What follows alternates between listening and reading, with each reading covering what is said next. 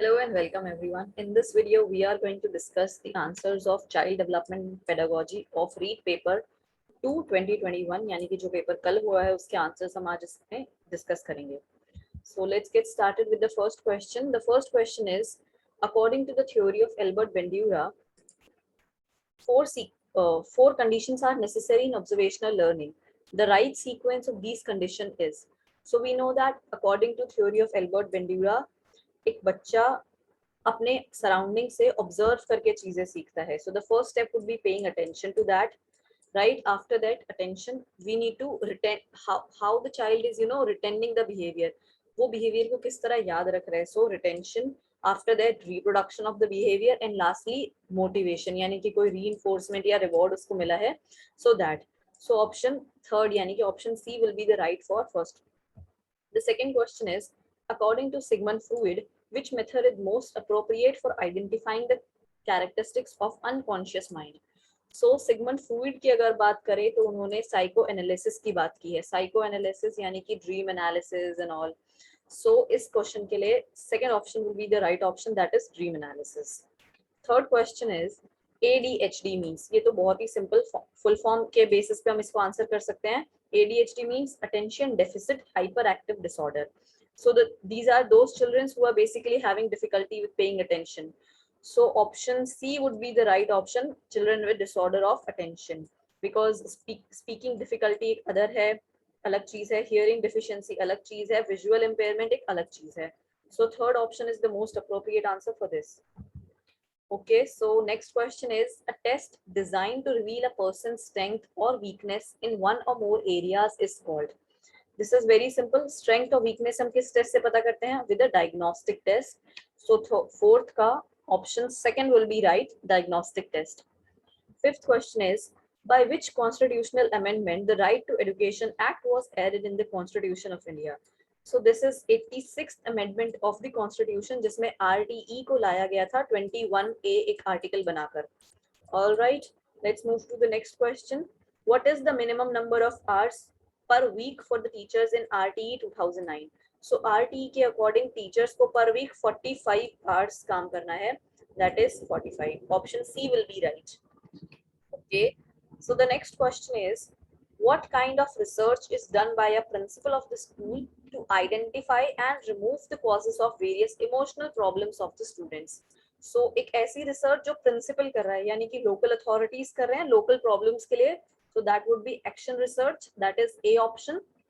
Okay, so let's move to question number 8, that is, which of the following theories is related to learning by consequence? Learning by consequence ये एक थोड़ा सा tricky question है जिसमें हम learning by consequence की बात कर रहे हैं. So insightful learning तो नहीं हो सकती, वो तो अचानक से आइडिया आने वाली थ्योरी थी, राइट, कोहलर की. कॉग्निटिव लर्निंग भी नहीं है. क्लासिकल कंडीशनिंग और ऑपरेंट कंडीशनिंग में हल्का सा कंफ्यूजन होता है. सो अगर हम क्लासिकल कंडीशनिंग को थोड़ा सा डिटेल में देखते हैं, उसके अंदर स्टिमुलस पहले दी गई थी, उसके बाद रिस्पॉन्स की बात की है, राइट. बट अगर हम ऑपरेंट कंडीशनिंग ऑफ स्किनर की बात करते हैं, जो स्किनर ने दी थी, उसके अंदर पहले क्या था? पहले रिस्पॉन्स आया था, उस रिस्पॉन्स के बिहेवियर, उस रिस्पॉन्स के बेसिस पे स्टिमुलस थी, राइट. फूड मिलेगा कि नहीं मिलेगा. So option A would be the correct answer for 8th question. 9th question is, when we use our current schema to interpret the external world, it is called assimilation. We are assimilating the information on the basis of our current schema. Okay, the 10th question would be, which of the following is not a characteristic of projective test? Okay, projective test में ambiguous stimulus होता है, बिल्कुल होता है. subjective interpretation होता है, हम अपने बेसिस अपने accordingly कुछ भी एक चीज को देख के हमारे दिमाग में क्या आंसर्स आ रहे हैं हम बता सकते हैं. तो it could be subjective. इसमें freedom to respond होती है, बिल्कुल होती है. and objective interpretation नहीं होता. Objective interpretation means हम उसका एक ही interpretation कर सकते हैं. That is wrong. So 10th option D is the right. Okay, so next is 11th question. Child-centered pedagogy means. Child-centered pedagogy means asking the children to follow and imitate the teacher. Absolutely no. Letting the child to be totally free. Okay, let's come to this later. Giving moral education to the child. ये भी ठीक ठाक है. Giving importance to children's voices and their active participation is the most suitable answer for this question, right? Okay, so 11th ka D. Let's move to 12th. Raven's progressive matrices are used to measure, ये किसके लिए major करने के लिए use किए जाते हैं? Personality no, learning no, creativity no, it is they are used for measuring the intelligence, we can say. Okay, so the next question is according to Vygotsky children learn by imitation, no, वो तो Bandura बात करते हैं. By interacting with adults and peers, right. With when reinforcement is offered की बात Skinner करते हैं, and by maturation की बात पियाजे करते हैं. Okay, so 13 का second option is the right. Let's move to question number 14, that is which psychologists first created the intelligence test? This is Alfred Binet. Second option is the right option. 15th question is what effort should a teacher make for the upliftment of gifted children? Gifted children के लिए teacher को क्या करना चाहिए? Slow to teach? No. Punishing them? Absolutely no. Ignoring them भी नहीं कर सकते हम उनको special classes दे सकते हैं, उनको motivation provide कर सकते हैं. Because अक्सर ऐसा होता है that gifted children may feel bored out in the class because of the, we can say, the classes are going at a very medium pace, right? जो pace है बहुत ही normal हो जाता है उनके लिए. Okay, so question number 16 is if actual age of a child is 13 years and mental age is 14 years. So chronological age of a child is 13 and mental age of a child is 14 years. So what is the IQ? Intelligence quotient. So intelligence quotient का formula होता है IQ is equal to MA upon CA into 100. तो इस फॉर्मूले से हम find कर सकते हैं. Second option would be the answer 107.69. Okay, 17 question is classical conditioning theory of learning was proposed by. ये तो बहुत ही सिंपल क्वेश्चन है. By Pavlov. पावलो ने क्लासिकल कंडीशनिंग की थ्योरी दी थी. The cause of juvenile delinquency. The cause of juvenile delinquency parental conflict, sympathetic behaviour of the family members. ये तो नहीं होगा. अगर फैमिली मेंबर्स का सिंपैथेटिक बिहेवियर है तो जुवेनाइल डेलिक्वेंसी कैसे हो सकती है? Working members working in family with mutual consent, no. Wealthy family, no. So parental conflict is the most appropriate answer for this question. Let's move to question number 19. Which of the following has been ignored in the Child's Free and Compulsory Education Right Act 2009? So RTE के तहत कौन सी चीज है जो ignore कर दी गई है? Training and facilitate training of the children teachers, ये तो हुआ था, right? Ensuring the entry of roaming boys, ये भी हुआ था. Defining academic calendar, yes, absolutely. But arrangement of education after 14 years की कोई बात नहीं की गई है. So this is the right answer, means the fourth one. ठीक है. So let's move to the next question, that is question number 20. Which of the following steps make action research a action research? ठीक है. किसी भी research को action research बनाने का basic सबसे इंपॉर्टेंट स्टेप है कंस्ट्रक्शन ऑफ सब कॉन्सेप्ट्स, नहीं. जनरलाइजेशन, नहीं. ये तो हमने पढ़ा है, वो लोकल होती है, मींस एक स्कूल की प्रॉब्लम्स को डील करती है. रिव्यू ऑफ लिटरेचर बिल्कुल भी नहीं, वो एक्सटेंसिव लिटरेचर और रिव्यू ऑफ लिटरेचर की बात नहीं करते. It would be programme implementation and evaluation. So option second would be the right. 21 में the aim of adding art education in NCF 2005 इज. सो इसका है लॉजिकल रीजनिंग, ये भी इंपॉर्टेंट है. साइंटिफिक आउटलुक उतना ज्यादा आर्ट से नहीं आता. टू अप्रिशिएट कल्चरल हेरिटेज, यानी कि third option is right for this. 22 question में अगर हम देखें तो development is never ending process. This idea is associated with, simple है, प्रिंसिपल ऑफ कॉन्टिन्यूटी, यानी कि डेवलपमेंट हमेशा कॉन्टिन्यू होते रहती है. प्रिंसिपल ऑफ इंटर रिलेशन, यानी कि जो डिफरेंट एरियाज है हमारे वो आपस में इंटर रिलेटेड है. कॉग्निटिव हो गया, साइकोमोटर हो गया, इफेक्टिव हो गया, they are inter related. Integration भी वैसा ही है. I am sorry, confuse.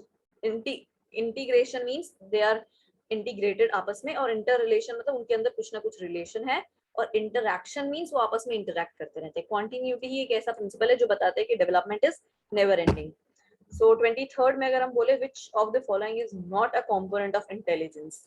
So logical thinking है इंटेलिजेंस का पार्ट, मेमोरी भी है, वोकेशनल चॉइसेस ज्यादा से ज्यादा मतलब हम कह सकते हैं वो इफेक्टिव डोमेन के अंदर आ जाता है, और लर्निंग फ्रॉम एक्सपीरियंसेस भी इंटेलिजेंस में आ जाते हैं. So third option second is है जो थोड़ा सा अप्रोप्रिएट हमें नहीं लगता है इंटेलिजेंस की अगर हम बात करें तो.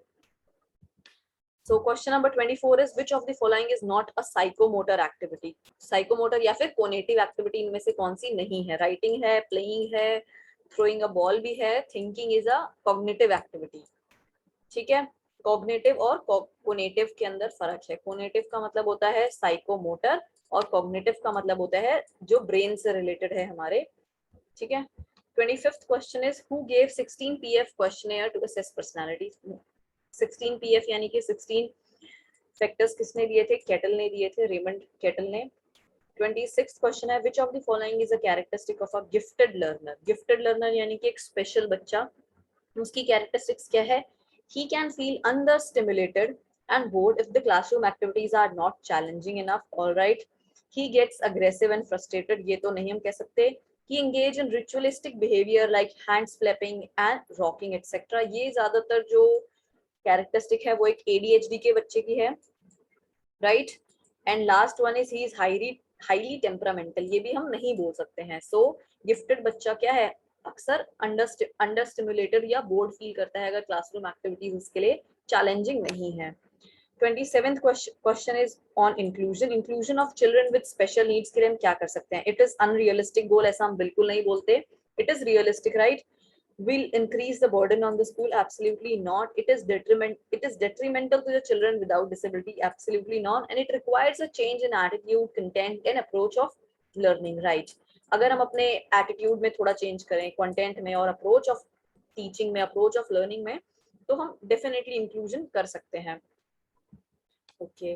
28 में प्रॉब्लम सॉल्विंग इज नॉट पूछा है तो हमें थोड़ा ध्यान से देखना है. गोल डायरेक्टेड वो बिल्कुल है. A skill that can be learned in practice, absolutely. Is based on understanding and use of sequential steps, absolutely. Is about musical ability.